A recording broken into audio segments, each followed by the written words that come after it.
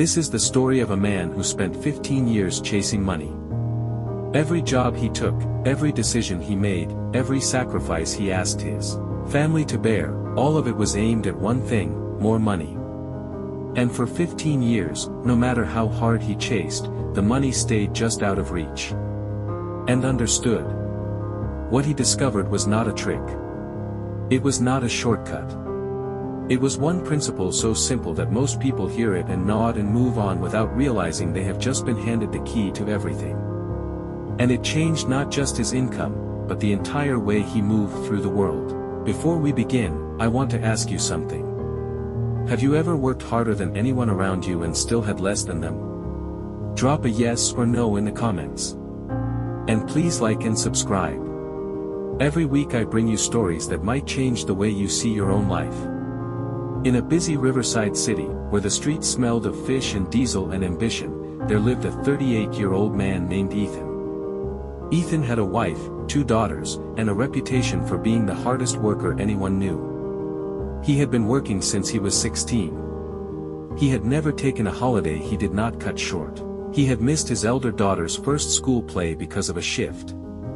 He had missed his younger daughter's fever night because of a deadline. His wife, Amelia, had stopped asking him to be present at things because she had learned, gently and sadly, that work would always win. And yet at 38, Ethan had almost nothing saved. The apartment they lived in was rented. The car was borrowed from his brother-in-law. When the school sent home a fee notice, Ethan's stomach would tighten in a way he had learned to hide from his face.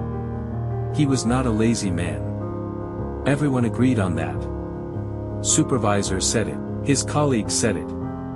Even the men who had been promoted above him said it in the particular apologetic tone people use when they are complimenting someone they have just passed over. He is such a hard worker. Such a shame things have not gone better for him. Ethan had tried everything he could think of. He had switched jobs 4 times chasing better salaries, had taken weekend work that left him gray with exhaustion by Sunday evening. He'd once tried selling things online and made almost nothing after 3 months of effort. He'd read 2 books about money and found them written for people who already had some. The gap between how hard he worked and how little he had was the central wound of his life. He did not talk about it. It was there every morning when he opened his eyes and every night when he lay awake running numbers that never added up. His wife knew. She did not say anything either. They had developed, the way long married people do, a shared silence around the things that hurt the most. One Tuesday evening in late October, Ethan was sitting in the break room at work. The overhead light flickered. The plastic chair was uncomfortable in the way cheap plastic chairs always are designed to be. Functional, but not to allow anyone to rest too long. He was eating the lunch Amelia had packed for him, rice and a small portion of meat. The portions carefully calculated without either of them ever discussing the calculation. Across the table sat a man named Mr. James. Mr. James was 62. He had worked at this company for 11 years as a maintenance supervisor. He owned 3 small apartments he rented out. He had just returned from a 10-day trip with his wife to a hill station they visited every year. He dressed simply. He drove a modest car. Nobody would look at him and call him wealthy, but Ethan had slowly, over 3 years of shared break rooms and occasional conversations, understood that Mr. James was free in a way that Ethan was not. Ethan watched him eat. Something about the way Mr. James ate was unhurried in a way Ethan found difficult to understand. Like a man who was not calculating anything. Like a man who was simply eating. Ethan put down his fork. "Mr. James, can I ask you something personal?" The old man looked up. "Go ahead. How did you do it?" "The apartments, the security. I had been working since I was 16 and I have nothing like that. You don't seem to have worked any harder than I have." "I don't mean that as an insult. I mean, what did you understand that I didn't?" Mr. James was quiet for a moment. He looked at Ethan with the calm attention of a man who had waited a long time to be asked this question by the right person. "You want the honest answer or the comfortable one?" "The honest one." Mr. James set down his fork as well. You have been chasing money your entire life. Am I right? Ethan nodded. That is the problem. Money runs from people who chase it. Not because the world is unfair, because of how chasing works. He folded his hands on the table. Let me ask you something. When you have taken jobs, what question did you ask first? Ethan thought. How much does it pay? And when you think about your future, what are you picturing? Having enough, being stable, not worrying about money. Mr. James nodded slowly. Every answer you gave me is about receiving. How much will I get? What will come to me? When will I have enough? He paused. Now, let me ask you this. In any of those jobs, in any of those decisions, what problem were you solving, for someone else? Ethan opened his mouth and closed it. That, said Mr. James, is the principle. It's the only one that matters. He took a paper napkin from the dispenser on the table. He was a practical man, and he explained things in a practical way. Money, he said, is not a reward for effort. I know that is what we are told. Work hard, get paid. But that is not how it actually works. If it were, the hardest workers would be the richest people. And you and I both know that is not true. He wrote one sentence on the napkin and pushed it across to Ethan. Money is the receipt you receive when you have solved a problem for someone. That is all it is. Mr. James said. Every single time money changes hands, every salary, every sale, every profit, someone has solved a problem for someone else. And the money is the acknowledgement of that. The bigger the problem you solve, the more people you solve it for, more money follows. Ethan stared at the napkin. But I solve problems at work every day, he said. You solve the problems your employer assigns you. That is not the same thing. You are solving problems that someone else identified using methods someone else designed for a rate someone else decided. You are a tool in someone else's problem-solving business. A good tool, a hard-working tool. But a tool, he said it without cruelty. Simply the way you state a fact. The question is not whether you are solving problems. The question is whose problems. And who decided how much that solution is worth. Ethan felt something cold and clarifying move through him. Like a window being opened in a room that had been sealed for years. So what do I do? Mr. James leaned back. You stop asking what can I earn and start asking what can I solve. You look at the people around you, your neighbors, your community, the businesses near your home, the people in your industry, and you ask, what problem do they have that nobody is solving well? That nobody is solving at all? He tapped the table. That gap, that unsolved problem, that is where money lives.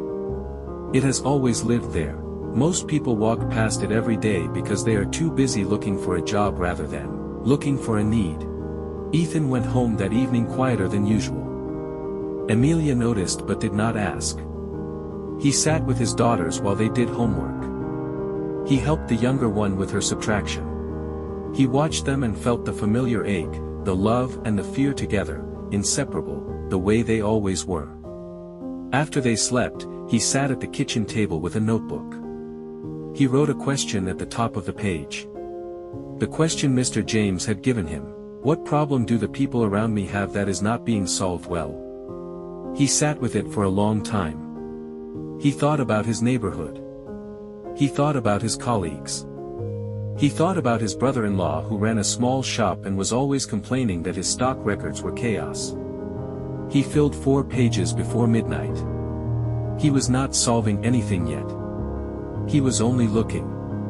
But for the first time in 15 years of working life, he was asking a different question. The different question felt like different ground beneath his feet. Ethan did not quit his job. He was not reckless. He had a family and he was careful with what they depended on. But he took what he saw on those 4 pages and he chose the smallest, most manageable problem to begin with. His brother-in-law's shop records were chaos. Every week a small business somewhere lost money, not because it failed, but because nobody was tracking what was owed, what was spent, what was wasted. Ethan had worked in purchasing for 11 years. He understood inventory. He understood supplier payments. He understood the paper trail of a small business better than most people with business degrees because he had lived inside it daily. He offered to fix his brother-in-law's records for free the first time. He spent 2 weekends building a simple system, spreadsheet, clear categories. A one-page summary his brother-in-law could read in 5 minutes every Monday morning. His brother-in-law saved $6,000 in the first month by seeing for the first time clearly where his money was disappearing. The friend owned a small printing shop called Daniel. Ethan charged him this time, modestly, but he charged. Within 8 months, Ethan had 7 small business clients who paid him a fixed monthly amount to maintain their basic financial records. It was not a fortune, but it was more than his second job had ever made him. And it cost him only his Saturday mornings and 2 evenings a week. Within 2 years, he had left his second job entirely. Within 4 years, he had left his first. He was not a rich man. He was careful not to pretend otherwise. But he was, for the first time in his adult life, free in the way Mr. James had always seemed free. Unhurried, unafraid. Not because he had more money than he needed, but because he had finally understood where money came from and how to keep creating it. He had stopped chasing. He had started solving. One afternoon, Ethan ran into Mr. James in the car park of their old company. They had not seen each other in 2 years. They shook hands. Ethan told him briefly what had happened. Mr. James listened without surprise. He nodded in the way of a man who had expected this outcome. "You understood the principle," he said simply. "I did," Ethan said. "Why don't more people know this?" Mr. James thought about it for a moment, looking at the middle distance with the expression of someone sorting through a long experience. "Because we are taught from childhood to think about what we will receive. What grade will I get? Right. What salary will I earn? What will the world give me? Nobody teaches us to look outward first. To ask what the world needs from me." He shrugged, a small and final shrug. The ones who figure it out, usually someone has to ask them a question they have never been asked before. At the right moment, Ethan thought about a Tuesday evening, flickering light, a paper napkin with one sentence on it. "You asked me," he said. Mr. James smiled.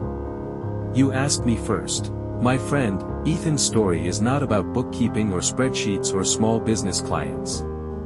It is about one shift in the way a person sees the world and everything that becomes possible after that shift. Here is the principle, plain and simple. Write it down if you need to. Money follows value. Value means solving a problem someone actually has. The bigger the problem, the more people who have it, the more money follows. That is it. That is the whole thing.